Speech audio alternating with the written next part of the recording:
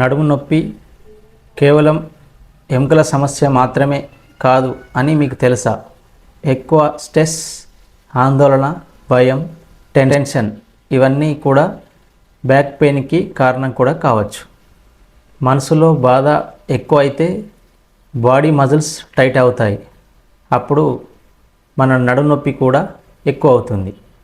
రోజంతా ఆలోచనలు, సరైన నిద్ర లేకపోవడం, ఎక్కువసేపు కూర్చోవడం ఇవి కూడా స్పైన్పై ప్రభావం చూపిస్తాయి. కాబట్టి మెడిసిన్ మాత్రమే కాదు, మైండ్ రిలాక్సేషన్ కూడా చాలా అవసరం.